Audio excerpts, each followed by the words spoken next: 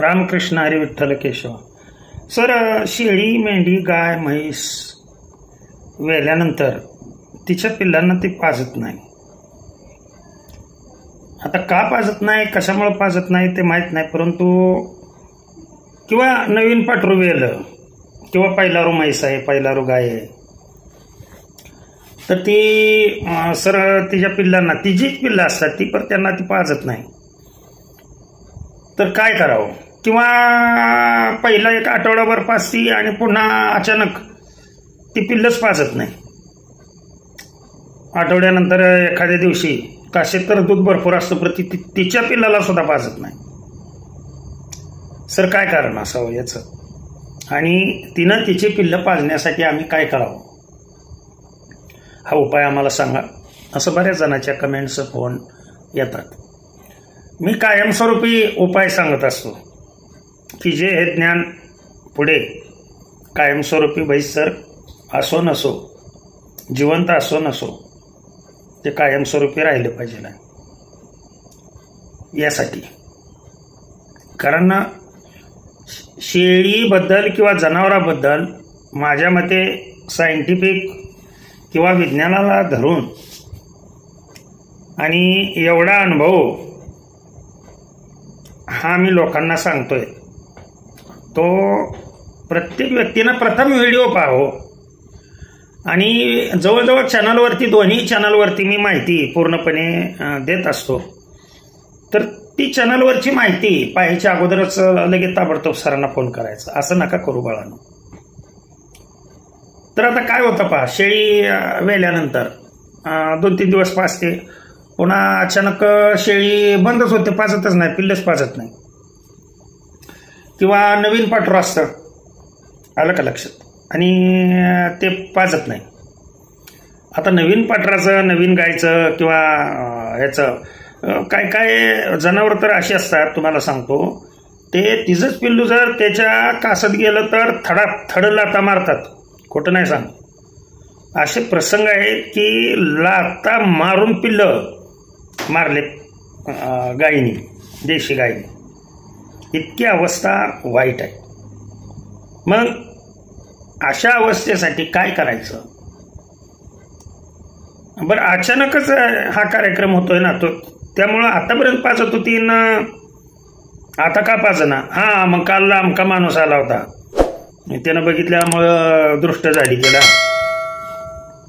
आणि त्याची नजर लागली शेळीला. अरे असं कधी होतं काही येड्यानं? हां, काहीतरी गैरसमजुती घेऊन डोक्यात बसता. तर असं ज्या वेळेला होईल, असं का होतं ते मी सांगतो. पाठरांच्या बाबतीत किंवा नवीन जनावरांच्या बाबतीत असं का होतं ते पहिल्यांदा सांगतो. शेळीच्या किंवा पाठरू पहिला रोज असेल, त्याच्या स्थानाला स्पर्श केला त्या पिल्लाने की गुदगुले होतात. त्यामुळे ती गुदगुले व्हायला लागली, उडी हाणत. लक्षात आलं? तर त्यासाठी त्या पाठराला जवळ असं घेऊन, म्हणजे शेवटी अशा पद्धतीनं सवय असली पाहिजे आहे, ज्या वेळेला ते पाठरू गाभण आहे त्यावेळेला त्याच्या पाठीवरनं हात फिरवून, कासत हात फिरवून, कासत तुम्ही अहो त्याला भावना आहेत हो जनावरांना. लक्षात आलं का? प्रत्येकाला भावना आहे, ज्याला जीव आहे ना त्याला भावना आहेत, ध्यानात ठेवा. मग ते जनावर असू द्या किंवा वनस्पती असू द्या किंवा काही असू द्या, ते कासेमध्ये हात घालून, हात जर तुम्ही नुसता असा फिरवला तरी सुद्धा ज्या शिरा आहेत त्या तिथं तिला गुदगुल्या झाल्यामुळं जी पिच्युटरी ग्लँड आहे ब्रेनमध्ये असलेली, स्वायत्त ग्रंथी म्हणतात त्याला, ती ग्रंथी ॲक्टिव्ह होते आणि हार्मोन्स सिक्रेट करून, पिटोसिन, ऑक्सिटोसिन हे हार्मोन्स शेवटच्या कालावधीमध्ये सिक्रेट झाले तरच शेळी अगदी व्यवस्थित नॅचरल स्वरूपामध्ये त्रास न होता पिल्लू बाहेर येतं. मात्र हे तुम्ही करत नाही ना, गायचं असेल किंवा म्हैस असेल, तर शेवटी कासेतून हात फिरवणं, मायेने तिच्या तोंडावरनं हात फिरवणं, हे फार महत्त्वाचं आहे. प्रेम हे फार महत्त्वाचं आहे. त्याला देवानी जन्म त्यामध्ये दिला आहे म्हणून त्याचा तिटकारा करून चालत नाही. आपणाला त्यापासून उत्पादन घ्यायचं आहे का नाही, हां, मग ते आपल्याकडे प्रेमाने असं पाहत असतो आणि आपण त्याला दांडक्याने आणतो. असला बावळटपणा करू नका हो. त्या पिल्लाच्या पहिल्या रोपाटराच्या असं कासत हात फिरवला की त्या शिरा ॲक्टिव्ह होऊन त्याच्या गुदगुल्या हळूहळू काय होतात, कमी होतात आणि ते पहिला रोपाटरू पिल्लं न पाजायचा प्रॉब्लेम येणार नाही. त्यातूनही काय काय भाद्या शेळ्या काय असतात, पिल्लंच पाजत नाही.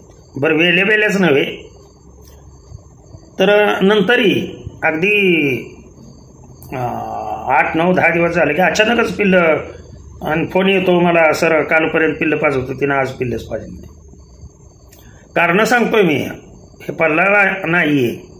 ज्या खरोखरच अडचणी तुम्हाला येतात त्याच्यासाठी हे मार्ग सांगत असतो. तर हे असं का होतं तर ते मी अगोदर सांगतो. पिल्लं एकमेकाच्या सानिध्यामध्ये अशी तुम्ही 10-12 पिल्लं जर एकत्रित कोंडली असतील, लक्ष द्या व्यवस्थित, आणि एखादं पिल्लू जर बसलेलं असेल आणि दुसरं बोकड असेल किंवा काही असेल, ते जर त्याचा मूत्र त्या ह्याच्यावरती पडला पाठीमागच्या बाजूवरती, कारण पिल्लू ओळखण्याची सर्वात मोठी खूण जी आहे ना ती आईची, ती एकतर तिच्या डोंगणाचा वास घेते, शेपटाचा वास घेते, नाहीतर तोंडाचा वास घेते.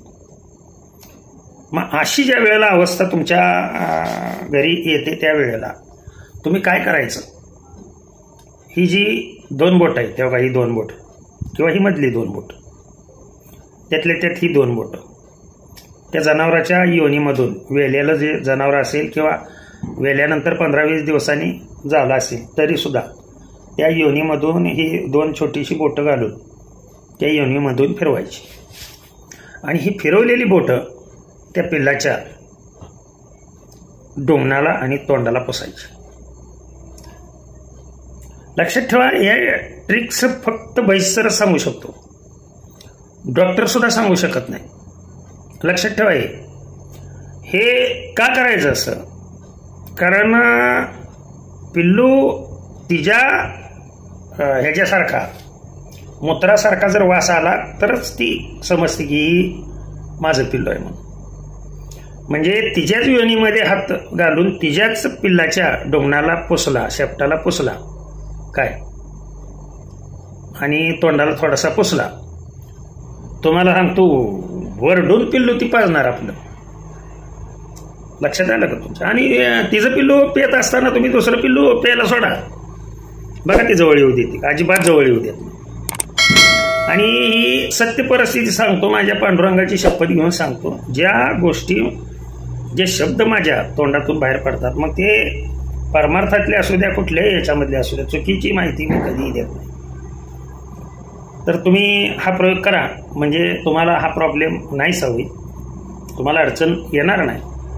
अनेक जणांचे प्रश्न होते ते सांगितलं. झालेली सेवा तुम्हा सर्व भक्तजनांच्या सद्गुरूंच्या चरणी अर्पण करतो आणि सेवेला पूर्णविराम देतो. पुंडलिक वरदा हरी विठ्ठल श्री ज्ञानदेव तुकाराम विठ्ठल विठ्ठल विठ्ठल विठ्ठल. अहो, व्हिडिओ बघताना तर कमीत कमी नाव घ्या जावं देवाचं.